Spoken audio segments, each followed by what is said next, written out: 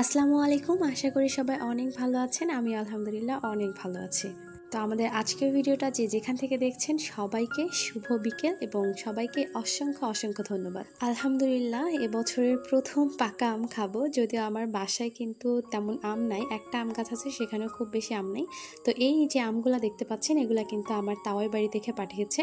তো এইগুলা কিন্তু খুব বড় সাইজের না, ছোট ছোট সাইজের। তো একটা আম আমি ছিলাম, দেখলাম যে এগুলো তো অনেক আঁশ বেশি আর খুব বেশি মিষ্টি না। তো সেজন্য ভাবলাম যে এই আমগুলোকে একটু মেখে খাই আর আপনাদের সঙ্গে শেয়ার করি এই মজাদার আম মাখার রেসিপিটা।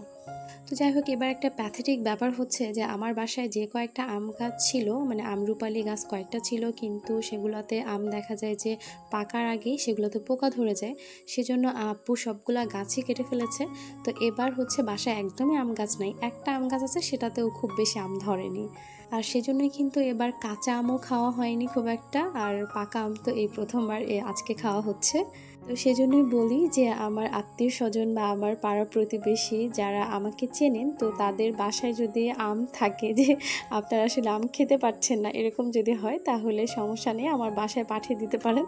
আমার বাসায় আসলে আম নেই। আলহামদুলিল্লাহ এবছরের প্রথম পাকা আম খাচ্ছি, সেজন্যই কিন্তু আসলে খুশি শেষ নেই। অনেক খুশি মনে আমি আমগুলোকে ছিলে নিচ্ছি।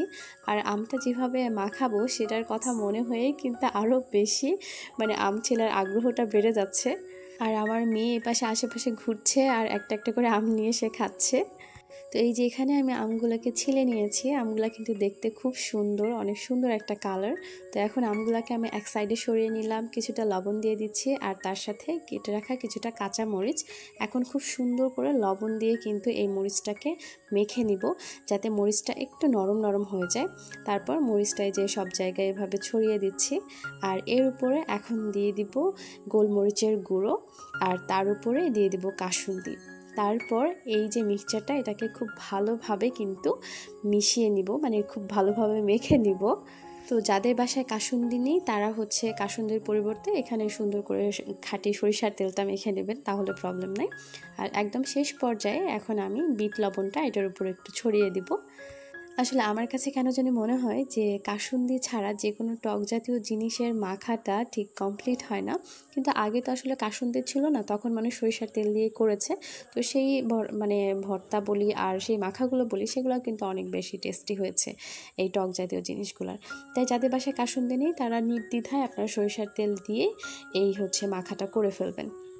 তো আমাদের আম মাখা কিন্তু শেষ, আর এখন কিন্তু আমরা খাওয়াও শুরু করে দিয়েছি। আম্মু আলাদা করে নিয়েছে, আলাদা করে অন্য জায়গায় বসে খাচ্ছে। আর এখানে আমি আর আমার ছোট বোন খাচ্ছি, আর আমার মেয়েও মাঝে মাঝে এসে আমাদের সাথে এখান থেকে নিয়ে যাচ্ছে। আসলে এইভাবে আমগুলো মাখলে আমের মাখাটা এত বেশি টেস্ট হয় যে কি বলবো, এটা আসলে আমি না মুখে বলে বোঝাতে পারবো না। আপনারা বাসায় ট্রাই করে দেখতে পারেন। তো এইভাবে আম মাখলে তখন দেখা যায় যে এই যে এরকম এক প্লেট আম কখন শেষ হয়ে যাবে, মানে আপনি নিজে একাই শেষ করে ফেলতে পারবেন এক প্লেট, কোনো সমস্যা হবে না। তো যারা সাধারণত পাকা আমটা হালকা একটু টক হওয়ার কারণে মানে ওইভাবে খেতে পারেন না, আমি বলবো যে এইভাবে মেখে খাবেন, দেখবেন যে স্বাদটা মুখে লেগে থাকবে। তো যাই হোক, আজকের ভিডিও খুব বেশি লম্বা করবো না। সবাই অনেক অনেক ভালো থাকবেন, সুস্থ থাকবেন, আর অবশ্যই মি মা অ্যান্ড আয়াতের সাথেই থাকবেন। যারা ইউটিউব থেকে দেখেন তারা আমাদের ইউটিউব চ্যানেলটাকে সাবস্ক্রাইব করে রাখবেন, আর যারা ফেসবুক থেকে দেখেন তারা ফেসবুক পেজটাকে ফলো করে রাখতে পারেন। আজকের মতো বিদায় নিচ্ছি। আল্লাহ হাফেজ।